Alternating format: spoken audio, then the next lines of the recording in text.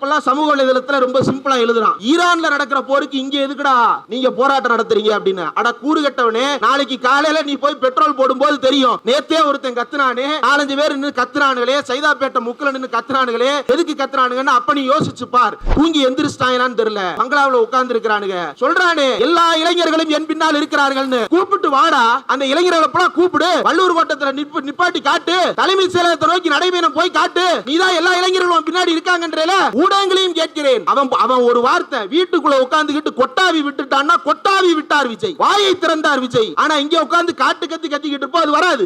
இஸ்ரேலும் அமெரிக்காவும் சேர்ந்து ஈரானை மட்டுமல்ல, ஈரானையும் லெபனானையும் சேர்த்து அங்கே மக்கள் வாழுகின்ற இடங்களின் மீது குண்டு போட்டு 800க்கும் மேற்பட்ட மாணவர்களை கொலை செய்திருக்கிறார்கள். மாணவர்களை கொலை செய்ததற்கு கூட கண்டனம் தெரிவிக்க வக்கில்லாத ஐநா என்கின்ற ஒரு மன்றம் இருக்கிறது, இந்தியா என்கின்ற ஒரு நாடு இருக்கிறது. ஈரானுடைய உச்சபட்ச தலைவர் காமினி, அந்த காமினி என்கின்ற தலைவர் கொல்லப்படுவதற்கான சதி திட்டம் 2 நாட்களுக்கு முன்னதாகவே தீட்டப்பட்டு விட்டது, அவர் கொல்லப்படுவதற்கு. ஆனால் பிரதமர் மோடி அந்த சதி திட்டம் தீட்டப்பட்டதற்கு பிறகும் இஸ்ரேலுக்கு போய் விருது வாங்கிவிட்டு வருகிறார் என்றால், கொலைகாரன் தருகின்ற விருதுக்கு பறக்கின்ற ஒருவர் இந்தியாவுக்கு பிரதமராக இருக்க தகுதியற்றவர் என்பதுதான். கல்ஃப் ஆஃப் ஹர்மூஸ் என்று அந்த கடல் பரப்பு, அந்த கல்ஃப் ஆஃப் ஹர்மூஸில் கடந்த ஒரு வாரமாக எந்த கப்பலும் வெளியே வரவில்லை. அந்த கப்பல் வந்தால்தான் இந்தியாவுக்கு எண்ணெய் வந்து சேரும். இன்னும் ஒரு வாரம் அங்கு இருக்கக்கூடிய எண்ணெய் வெளியேறாமல் நிறுத்தி வைக்கப்பட்டால் இந்தியாவின் பெட்ரோல் விலை ஏறும். தமிழன் குரல் கொடுத்தால் என்ன நடக்கும் என்று கேட்கிறார்கள். தமிழன் குரல் கொடுத்து தான் அரசியலமைப்பு சட்டத்தில் முதல் திருத்தத்தை கொண்டு வந்தார். தமிழன் குரல் கொடுத்து தான் இந்தியா முழுவதும் இருக்கின்ற ஒரு சிறுபான்மையினரின் பாதுகாப்பை உறுதிப்படுத்துவதற்காக போராடுகின்றான். தமிழன் தான் டெல்லி வரை போய் சிஏஎன்ஆர்சிக்கு எதிராக போராட்டம் நடத்தினான். தமிழன் தான் இந்தியாவின் பல்வேறு முற்போக்கான மாற்றங்களுக்கு காரணகர்த்தாவாக இருந்திருக்கிறான். அந்த வகையில் இந்த ஏகாதிபத்திய எதிர்ப்புக்கும் தமிழன் இந்தியாவிற்கு ஒரு பாடம் புகட்ட வேண்டும். கடந்த சில நாட்களாகவே, அதுவும் குறிப்பா துபாய், பஹ்ரைன் போன்ற நாடுகளில் இருக்கக்கூடிய நம்முடைய தமிழ் சொந்தங்கள் மிகுந்த பதற்றமான சூழலில் இருப்பதை நாம் பார்க்கிறோம். தொடர்ந்து பல பேர், இன்றைக்கு கூட காலையில் என்னுடைய வீட்டிலிருந்து வாகனத்தில் வந்து கொண்டிருந்த போது வாகன ஓட்டுநர், என்னுடைய சொந்தக்காரங்க ஒரு 20 பேர் துபாயில் வேலை பார்க்குறாங்க, சவுதியில் ஒரு 10 பேர் வேலை பார்க்குறாங்க, அவங்களுக்கெல்லாம் என்ன ஆகும், போரை நிறுத்திடுவாங்களா என்று இங்கிருக்கக்கூடிய சாமானியர்கள் மனதில் வரைக்கும் அந்த பயம் வந்து சேர்ந்திருக்கிறது. ஆனால் என்ன நடந்து கொண்டிருக்கிறது, இந்தியா இந்த காலகட்டத்தில் என்னவாக உலகத்தில் தன்னை நிலைநிறுத்திக் கொள்ளவிருக்கிறது அப்படின்றத நாம் சற்று சிந்தித்து பார்க்க வேண்டும். எந்த கூட்டம் நடந்தாலும், இந்தியாவில் எந்த முனையில் எங்கு கூட்டம் நடந்தாலும் விஸ்வகுரு விஸ்வகுரு என்று தன்னை பிரகடனப்படுத்திக் கொள்ளுகிறார் நரேந்திர மோடி. இந்த விஸ்வகுரு என்றால் என்னன்னா, உலகத்திற்கே நான் தான் குரு அப்படின்ற வகையில் தொடர்ந்து பிரச்சாரம் செய்து கொண்டிருக்கிறார். அமெரிக்காவில் இருக்கக்கூடிய ட்ரம்ப் வரை வந்து பிரதமர் என்னுடைய நண்பர், மோடி என்னுடைய நண்பர் என்று பேசிக் கொண்டிருக்கிறார்கள். ஆனால் இந்தியர்கள் அத்தனை பேர் கல்ஃபில் இருக்கக்கூடிய அத்தனை நாடுகளில் இருக்கிறார்களே, அவர்களுடைய பாதுகாப்பை உறுதிப்படுத்துவதற்கு இந்த மோடி என்ன செய்திருக்கிறார் என்பது ஒரு பக்கம். இன்னொரு பக்கம், ஈரான் என்ற ஒரு நாட்டினுடைய உச்சபட்ச அதிகாரம் கொண்ட தலைவர் ஒருவரை அமெரிக்கா தாக்குதல் நடத்தி நாங்கள் கொலை செய்து விட்டோம் என்று பகிரங்கமாக அறிவிக்கிறார்கள். அதை பார்த்துவிட்டு செத்து போன அந்த தலைவருக்கு இரங்கல் தெரிவிக்க கூட வக்கில்லாத ஒருவர் எப்படி விஸ்வகுருவாக இருக்க முடியும் அல்லது ஒரு மனிதனாக இருக்க முடியும்? இந்தியாவில் இன்றைக்கு இருக்கக்கூடிய சாமானியர்கள் எத்தனையோ பேர் போக்குவரத்து போகும்போது கேட்பார்கள், நீங்கள் ஓட்டுகின்ற வாகனத்தில் போடுகின்ற பெட்ரோல் வரை நாளை விலை ஏறும், அந்த விலையேற்றத்திற்கு காரணம் இங்கே இருக்கின்ற ட்ரம்பும் அங்கே இருக்கின்ற நெத்தன்யாகுவும் இங்கே மோடியும் தான். இந்த 3 பேரும் சேர்ந்து உலகம் முழுவதும் இருக்கின்ற எண்ணெய் வளங்களை என்ன செய்ய போகிறார்கள் என்று தெரியவில்லை. ஈரான் தாக்குதல் நடத்திவிட்டது, ஈரான் தாக்குதல் நடத்திவிட்டது என்று எல்லா ஊடகங்களும் பதறுகிறார்கள். ஆனால் கடந்த பல மாதங்களாக தொடர்ந்து ஈரானில் இருக்கக்கூடிய இராணுவ தளவாடங்கள் மீதும், ஈரானில் இருக்கக்கூடிய பல்வேறு மக்கள் வாழ்கின்ற இடங்களின் மீதும் அமெரிக்காவும் இஸ்ரேலும் தொடர்ந்து தாக்குதல் நடத்தி கொண்டிருக்கிறார்கள். அப்போதெல்லாம் வராத பதைபதைப்பு, ஈரான் அமெரிக்காவின் ராணுவ தளவாடங்கள் மீது தாக்குதல் நடத்தும் போது மட்டும் ஐயையோ ஈரான் போரை தொடங்கிவிட்டது என்று பதறுகிறார்கள். இந்த போர் யாரால் தொடங்கப்பட்டது, எதற்காக தொடங்கப்பட்டது என்பதை எல்லாம் மறைக்கடித்து மக்கள் மனதிலிருந்து அவற்றையெல்லாம் நீக்கிவிட்டு ஈரான் என்னவோ இந்த போரை நடத்துவது போல ஒரு போலியான தோற்றத்தை ஏற்படுத்தி கொண்டிருக்கிறார்கள். இந்த போரை ஆரம்பத்திலிருந்து நடத்தி கொண்டிருப்பது இஸ்ரேலும் அமெரிக்காவும். இஸ்ரேலும் அமெரிக்காவும் சேர்ந்து ஈரானை மட்டுமல்ல, ஈரானையும் லெபனானையும் சேர்த்து அங்கே மக்கள் வாழுகின்ற இடங்களின் மீது குண்டு போட்டு 800க்கும் மேற்பட்ட மாணவர்களை கொலை செய்திருக்கிறார்கள். மாணவர்களை கொலை செய்ததற்கு கூட கண்டனம் தெரிவிக்க வக்கில்லாத ஐநா என்கின்ற ஒரு மன்றம் இருக்கிறது, இந்தியா என்கின்ற ஒரு நாடு இருக்கிறது. உலகம் முழுக்க நாங்கள் ஏதோ நல்லெண்ண தூதுவர்கள் என்றெல்லாம் இந்தியாவுக்கு ஒரு காலத்தில் பெயர் இருந்தது. பாலஸ்தீனத்துக்கு தூதரகம் வைத்திருந்த நாடாக இந்தியா இருந்தது. ஆனால் இன்றைக்கு உலகம் முழுவதும் எங்கெல்லாம் படுகொலைகள் நடக்கின்றதோ, எங்கெல்லாம் இனப்படுகொலைகள் நடக்கின்றதோ, அந்த இனப்படுகொலைகளை எல்லாம் மௌனமாக வேடிக்கை பார்ப்பது மட்டுமல்ல, மறைமுகமாக ஆதரிக்கின்ற நாடாக இந்தியா மாறி இருக்கிறது. மோடி அந்த காரியத்தை மிக காத்திரமாக செய்து கொண்டிருக்கிறார் என்பதை நாம் பார்த்து கொண்டிருக்கிறோம். ஈரானில் நடைபெறுகின்ற இந்த தாக்குதல், லெபனானின் மீது நடைபெறுகின்ற தாக்குதல், பாலஸ்தீன் மக்களின் மீது நடத்தப்படுகின்ற இந்த ஒடுக்குமுறை, இது எல்லாவற்றுக்கும் பின்னால் இருக்கக்கூடிய இந்த ஏகாதிபத்திய கரங்கள், இந்த ஏகாதிபத்திய கரங்கள் தான் மோடிக்கு நேசக்கரங்களாக இருக்கின்றன. இன்றைக்கு சமீபத்தில் கொல்லப்பட்ட ஈரானுடைய உச்சபட்ச தலைவர் காமினி, அந்த காமினி என்கின்ற தலைவர் கொல்லப்படுவதற்கான சதி திட்டம் 2 நாட்களுக்கு முன்னதாகவே தீட்டப்பட்டு விட்டது அவர் கொல்லப்படுவதற்கு.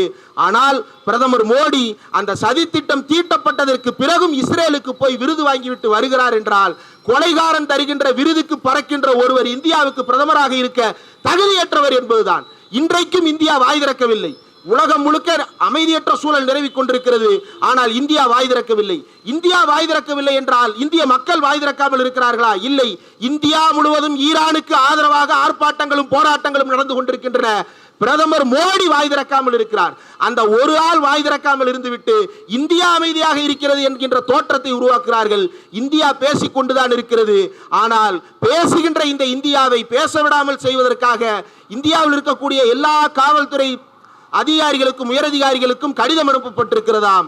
தமிழ்நாட்டில், குறிப்பாக இந்தியா முழுவதும் தமிழ்நாட்டில் மட்டும் ஈரானுக்கு ஆதரவாக, தீவிரவாதத்திற்கு ஆதரவாக போராட்டம் ஆர்ப்பாட்டம் நடைபெறுகிறதா? தீவிரவாதத்திற்கு ஆதரவாக இருப்பது யார்? நெத்தன்யாகுவின் தீவிரவாதத்திற்கு ஆதரவாக இருப்பது பிரதமர் மோடி. ட்ரம்பின் தீவிரவாதத்திற்கு ஆதரவாக இருப்பது பிரதமர் மோடி. ஏன் ட்ரம்பினுடைய வரி தீவிரவாதம், இந்தியர்களை சுரண்டுகின்ற வரி தீவிரவாதத்திற்கே ஆமாம் சாமி என்று மண்டையாட்டுகின்ற ஒரு பிரதமராக இருந்து கொண்டிருக்கிறார். இப்படிப்பட்ட ஒரு பிரதமரை வைத்துக் கொண்டு நாம் இன்றைக்கு வாழ வேண்டிய சூழலுக்கு தள்ளப்பட்டிருக்கிறோம். இந்தியா இன்றைக்கு உலக நாடுகளின் பார்வையில் ஒரு காலகட்டத்தில் இந்தியாவினுடைய கருத்து என்பது நல்லெண்ணத்திற்கான கருத்தாக பார்க்கப்பட்டது. இந்தியர்களுடைய கருத்து என்பது அமைதிக்கான கருத்தாக பார்க்கப்பட்டது. ஆனால் இன்றைக்கு உலக அளவில் இந்தியா ஒரு ரூக் நேஷன் என்று சொல்லக்கூடிய, ரோக் நேஷன் என்று சொல்லக்கூடிய அளவில் ரவுடித்தனத்தை ஆதரிக்கக்கூடிய ஒரு நாடாக மாறி இருக்கிறது என்றால் இது மிக மிக ஆபத்தானது. இந்தியாவுக்கு உள்ளும் இந்த மோடி அதே ரவுடித்தனத்தை தான் கட்டவிழ்த்து விட்டிருக்கிறார். இந்தியாவிற்கு வெளியில் நடக்கக்கூடிய ரவுடித்தனங்களையும் தொடர்ந்து ஆதரித்துக் கொண்டிருக்கிறார் என்பது கண் முன்னால் நிகழ்ந்து கொண்டிருக்கிறது. அமெரிக்காவினுடைய இந்த போர், நேற்று ட்ரம்ப் பேசி இருக்கிறார், நாங்கள் தரைவழி தாக்குதலுக்கு தயாராகிவிட்டோம், ஈரானை சும்மா விடமாட்டோம் என்று. ஈரான் நாங்களும் தாக்குதலுக்கு தயாராகத்தான் இருக்கிறோம் என்று. எத்தனை தசாப்தங்களாக இந்த யுத்தம் தொடர்ந்து நடந்து கொண்டே இருக்க போகிறது. நாமும் வேடிக்கை பார்த்து கொண்டே இருக்க போகிறோம். ஐநா சபை என்று இருக்கிறது, யுனிசெஃப் என்று இருக்கிறது. உலக பாதுகாப்புக்காக எத்தனையோ பன்னாட்டு அமைப்புகளையும் பன்னாட்டு கூட்டமைப்புகளையும் உருவாக்கினார்கள். அந்த கூட்டமைப்புகள் எல்லாம் என்ன செய்து கொண்டிருக்கின்றன? நான் அந்த கூட்டமைப்பிலிருந்து அமெரிக்கா வெளியேறுகிறேன் என்று அறிவித்து விட்டால் அமைதியாக இருப்பதை தவிர அவர்களால் எதுவும் செய்ய முடியவில்லை. மாறாக அந்த கூட்டமைப்பில் இருக்கக்கூடிய நாடுகளின் மீதெல்லாம் அமெரிக்கா நடத்துகின்ற வரி தீவிரவாதத்தையும், அமெரிக்கா நடத்துகின்ற அத்தனை வகையான தீவிரவாத தாக்குதல்களையும் ஆதரிக்கின்ற நிலையில் இன்றைக்கு உலக நாடுகளில் இந்தியா போன்ற நாடுகளும், இஸ்ரேல் போன்ற நாடும், அமெரிக்கா போன்ற நாடுகளும் இப்படியான சூழலை நோக்கி நகர்ந்து கொண்டிருக்கும் பொழுது ஈரான் இன்றைக்கும் தன்னுடைய உரிமையை பாதுகாத்துக் கொள்வதற்காக தொடர்ந்து போராடி கொண்டே இருக்கிறது. ஈரானில் பல குறைபாடுகள் இருக்கிறது என்றால் குறைபாடுகள் இருக்கிறது. ஆனால் ஈரான் இன்றைக்கும் தாக்குதலுக்கு உள்ளாக்கப்பட்டு கொண்டே இருக்கிறது.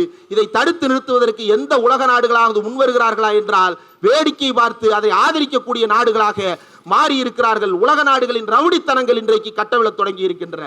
உலகம் முழுவதும் தொடர்ந்து இந்தியாவிலாக இருக்கட்டும், இஸ்ரேலாக இருக்கட்டும், அமெரிக்காவாக இருக்கட்டும், இன்னும் பல நாடுகளாக இருக்கட்டும், பாசிஸ்டுகளின் ஆட்சி தொடர்ந்து கொண்டே இருக்கிறது. இந்த பாசிஸ்டுகள் உலகம் முழுக்க ஒரு கூட்டணியை உருவாக்கி கொண்டிருக்கிறார்கள். இந்த கூட்டணி மக்களை சுரண்டுவதற்கான கூட்டணி என்பதைத்தான் மக்கள் அதிகாரத்தினுடைய இந்த கூட்டத்தின் முதன் தொடங்கப்பட்ட முழக்கங்களிலேயே நாம் பார்த்தோம். எல்லாமே கடைசியில் மக்களை வந்து சுரண்டுவதற்குத்தான். ஈரானில் நடக்கின்ற போர் என்ன செய்ய போகிறது என்று யோசிக்காதீர்கள் மக்களே. இதோ நாளை நாம் வாங்க போகின்ற தக்காளியும் வெங்காயம் விலை உயர்கிறது என்றால் அது ஈரான் போருக்கு ஒரு காரணம் தான்.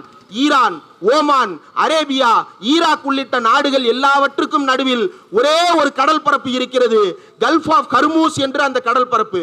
அந்த கல்ஃப் ஆஃப் ஹர்மூஸில் கடந்த ஒரு வாரமாக எந்த கப்பலும் வெளியே வரவில்லை. அந்த கப்பல் வந்தால்தான் இந்தியாவுக்கு எண்ணெய் வந்து சேரும். தெற்காசிய நாடுகளுக்கு அனைத்துக்கும் எண்ணெய் வந்து சேர வேண்டும் என்றால் கல்ஃப் ஆஃப் ஹர்மூஸ் தொடர்ந்து செயல்பட வேண்டும். ஆனால் கல்ஃப் ஆஃப் ஹர்மூஸ் மூடப்பட்டிருக்கிறது. ஏனென்றால் இரண்டு பக்கம் இருக்கக்கூடிய நாடுகளும் போருக்கு தள்ளப்பட்டிருக்கின்றன. இன்னும் ஒரு வாரம் அங்கு இருக்கக்கூடிய எண்ணெய் வெளியேறாமல் நிறுத்தி வைக்கப்பட்டால் இந்தியாவின் பெட்ரோல் விலை ஏறும், இந்தியாவின் டீசல் விலை ஏறும்.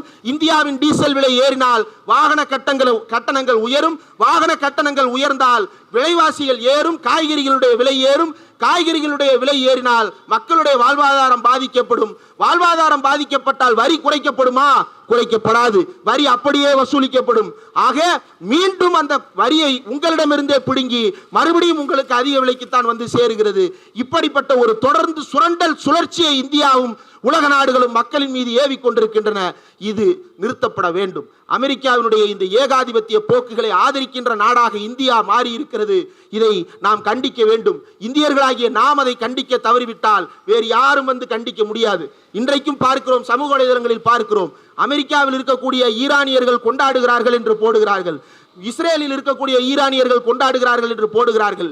எல்லாம் நம்மை ஏமாற்றுவதற்குத்தான். இது எல்லாவற்றையும் தாண்டி அந்தந்த நாடுகளில் உழைக்கும் மக்கள் என்னவாக இருக்கிறார்கள் என்பதை இந்த ஊடகங்கள் ஒருபோதும் நமக்கு கொண்டு வந்து காட்டுவது கிடையாது. நம்மை போன்ற மக்களுக்காக நிற்கக்கூடிய யாரையும் இந்த ஊடகங்கள் போய் சேர்க்க போவது கிடையாது. இங்கும் பாருங்கள், அத்தனையும் நமக்காக இருக்கக்கூடிய டிஜிட்டல் ஊடகங்கள் தான் வந்து நிற்கின்றனவே தவிர வெகுஜன ஊடகங்கள் எத்தனை பேர் வந்திருக்கிறார்கள் என்று எண்ணி பார்த்தால் யாரும் இருக்க மாட்டார்கள். ஆக மக்களுக்காக இருக்கக்கூடிய நாம், மக்களுக்காக பேசக்கூடிய கருத்துக்களை தொடர்ந்து மக்கள் மத்தியில் கொண்டு சேர்க்க வெவ்வேறு வழிகளை முயற்சி செய்ய வேண்டும். உடனடியாக இந்த ஏகாதிபத்திய எண்ணெய் வள கொள்ளைக்காக ஈரான் உள்ளிட்ட உலக மக்களை கொல்லாதே என்கின்ற இந்த முழக்கம் இந்தியா முழுவதும் ஒலிக்க தொடங்கி இருக்கிறது. அதிலும் குறிப்பாக தமிழ்நாட்டில் இருக்கக்கூடிய யாரை போய் கேட்டாலும் அமெரிக்கா எண்ணெய்க்காக கொள்ளையடிக்கிறது, கொலை செய்கிறது, இந்தியா அதற்கு ஆதரவாக இருக்கிறது, மோடி அதற்கு ஆதரவாக இருக்கிறார் என்பதை மக்கள் பதிவு செய்கிறார்கள். இதனை இந்தியா முழுவதும் கொண்டு போய் சேர்க்க வேண்டும். ஒரு பெரும் அழுத்தத்தை உருவாக்க வேண்டும். தமிழ் இப்பெல்லாம் சமூக வலைதளத்தில் ரொம்ப சிம்பிளா எழுதுறான், ஈரான்ல நடக்கிற போருக்கு இங்க எதுக்குடா நீங்க போராட்டம் நடத்துறீங்க அப்படின்னு. அட கூறு கட்டவனே, நாளைக்கு காலையில நீ போய் பெட்ரோல் போடும்போது தெரியும். நேத்தே ஒருத்தன் கத்துனானே, 4-5 பேர் நின்று கத்துறானுங்களே, சைதாப்பேட்டை முக்கில் நின்று கத்துறானுங்களே, எதுக்கு கத்துறானுங்கன்னு அப்ப நீ யோசிச்சு பார். ஈரானில் நடக்கக்கூடியது எங்கோ நடப்பது அல்ல, அமெரிக்காவில் நடப்பது எங்கோ நடப்பது அல்ல, பாலஸ்தீனில் நடப்பது எங்கோ நடப்பது அல்ல. பாலஸ்தீனில் என்ன நடந்ததோ அதுதான் மணிப்பூரில் நடந்தது. மணிப்பூரில் நடந்ததுதான் இதற்கு முன்பு இலங்கையில் நடந்தது. இலங்கையில் நடந்ததுதான் நாளை இந்தியாவுக்குள் தமிழ்நாட்டிற்கும் நடக்குமா என்கின்ற அச்சத்தில் பேசிக் கொண்டிருக்கிறோம். அந்த அச்சத்தை வளரவிடாமல் காப்பது மக்கள் பிரதிநிதிகளுடைய கடமை. அதற்காக அவர்களை வலியுறுத்தி இந்த ஆர்ப்பாட்டம் நடத்தப்படுகிறது.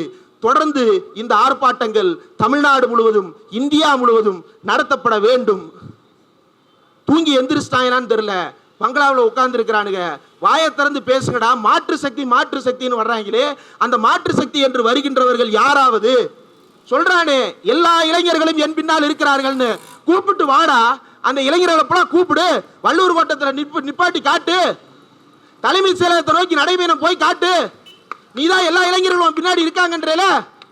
ஊடகங்களையும் கேட்கிறேன், அவன் ஒரு வார்த்தை வீட்டுக்குள்ள உட்கார்ந்துகிட்டு கொட்டாவி விட்டுட்டான்னா கொட்டாவி விட்டார் விஜய், வாயை திறந்தார் விஜய்.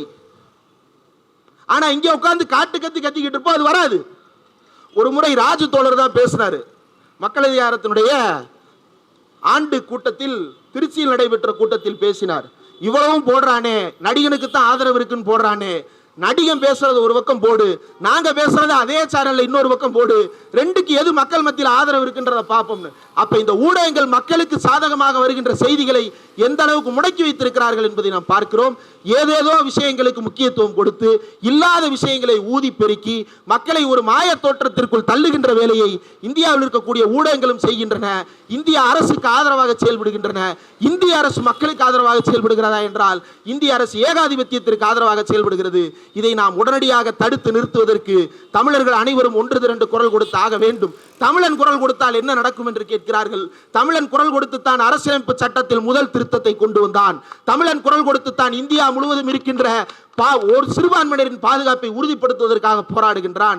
தமிழன் தான் டெல்லி வரை போய் CANRCக்கு எதிராக போராட்டம் நடத்தினான். தமிழன் தான் இந்தியாவின் பல்வேறு முற்போக்கான மாற்றங்களுக்கு காரணகர்த்தாவாக இருந்திருக்கிறான். அந்த வகையில் இந்த ஏகாதிபத்திய எதிர்ப்புக்கும் தமிழன் இந்தியாவிற்கு ஒரு பாடம் புகட்ட வேண்டும். இந்தியாவை மனமாற்றம் செய்வதற்கான எல்லா வேலைகளையும் தமிழர்கள் செய்வார்கள். இந்த தமிழர்களுடைய போக்கில்தான் இந்தியா மொத்தமும் வந்து சேர வேண்டிய காலம் என்பதை உணரப்போவது தூரமில்லை.